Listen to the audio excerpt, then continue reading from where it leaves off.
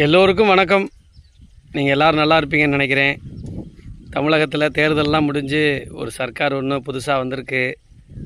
இன்றைக்கி கூட பெரும்பான்மையெல்லாம் நிரூபணம் பண்ணியிருக்காங்க. ஆனால் தேர்தல் களத்தை கொஞ்சம் யோசித்து பார்க்கலாமேன்னு நினைக்கிறேன். ஏன்னா தமிழக மக்களுக்கு காமராஜர் சொன்னது மாதிரி எப்போதுமே பாடம் சொல்லி கொடுத்துக்கிட்டே இருக்கணும். ராஜாஜி ஐயாவும் அப்படி தான் சொல்லுவாங்க. எதையாவது ஒன்று சொல்லிக்கிட்டே இருக்கணும். அவங்களுக்கு அது நடக்குதுலையோ சொல்லி வைக்கணும்னு சொல்லுவாங்க. அந்த வகையில் நம்ம சொல்லித்தானே வைக்கணும், வேறு வழியே இல்லை. விஜய் அவர்களுக்கு தீய சக்தியாக திமுகவும் தெரிஞ்சிச்சு, திமுகவோட எந்தெந்த கட்சி இருந்துச்சோ அது ஃபுல்லாக தெரிஞ்சிச்சு. ஆனால் இப்போ அது பூரா தூய சக்தியாக தெரிஞ்சிருச்சு. ஏன்னா ஆட்சி அமைக்கிறதுக்கு அவருக்கு ஒரு 10 சீட்டு வேணும். அப்போ வேறு வழியே இல்லை. அவர் போய் திமுகட்ட போய் மறைமுகமாக விழுகிறாரு. உதயநிதி எல்லாருமே சினிமா நட்பு. அப்பாவுமே ஒரு வகையில் சினிமாவில் நடித்தவர் தான். ஐயாவும் ஒரு வகையில் கதை எழுதினவர் தான். எல்லோரும் சேர்ந்தாங்க. ஐயோ ஆட்சி அமைச்சிட்டு போகிறாரியா, விட்டு கொடுப்போம், என் மயனை ஒன்றும் பண்ணிடாத, எங்கோட்டு முன்னாள் அமைச்சர்களை யாரையும் தொட்டுறாத, ஒரு டீலிங் ஆயிடுச்சு. அது உண்மையிலே நடந்துச்சு.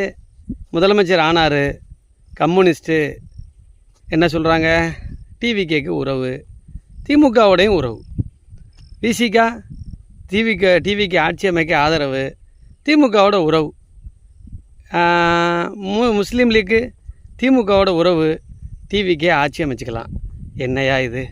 மக்கள் யாராவது இதை நம்புவாங்களா? காலம்தான் பதில் சொல்லணும். சேர்ந்தாங்க. முதலமைச்சர் ஆனார். மறுநாளே போய் முன்னாள் முதல்வர் ஸ்டாலின் அவர்கள்ட்ட போய் கட்டி தழுவுறாரு. கைப்பிடிச்சி கூட்டிகிட்டு போகிறாரு உள்ளே. அதுக்கடுத்து பெரும்பான்மை நிரூபிக்கணும். உதயநிதி ஸ்டாலின் சொன்ன வார்த்தையை நல்லா கவனிங்க. நீங்கள் ஆட்சி அமைக்கிறதுக்கு நாங்கள் இடையூறாக இருக்க மாட்டோம், நாங்கள் வெளியில் போகிறோம்.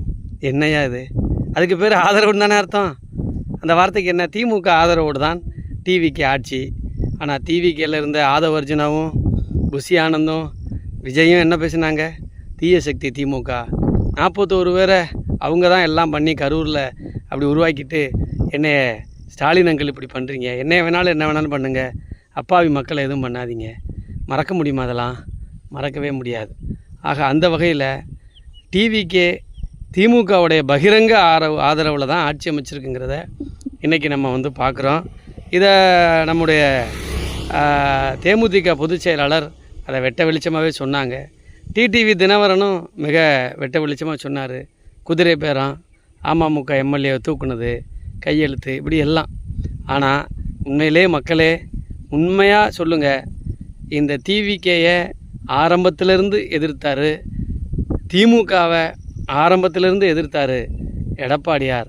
அவர் கடைசி வரையில் இன்றைக்கி சட்டமன்றத்திலையும் தன்னுடைய கட்சிக்காரங்க பதவிக்காக பிரிஞ்சு போகணும்னு நினச்சா கூட அந்த இடத்துலையும் தைரியமாக அனைத்து இந்திய அண்ணா திராவிட முன்னேற்ற கழகத்தின் பொதுச் செயலாளர் என்ற முறையில் நான் இந்த அரசுக்கு எதிராகவே வாக்களிக்கிறேன் இந்த தைரியத்தோடு சொன்னவர் தாங்க.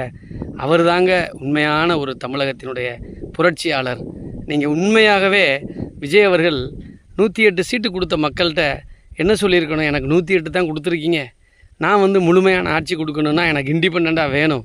அப்போ இண்டிபெண்ட்டாக வேணும்னா எனக்கு இண்டிபெண்ட்டாக கொடுக்கும்போது நான் ஆட்சி அமைச்சுக்கிறேன். கவர்னர் பார்த்து என்ன முடிவெடுத்தாலும் சரின்னு சொல்லியிருக்கணும்லங்க. அவர் தானங்க தூய ஆட்சி, அவர் தானே மாற்றத்திற்கான முதல்வராக இருக்க முடியும். ஆனால் இன்றைக்கி என்ன நடந்திருக்கு?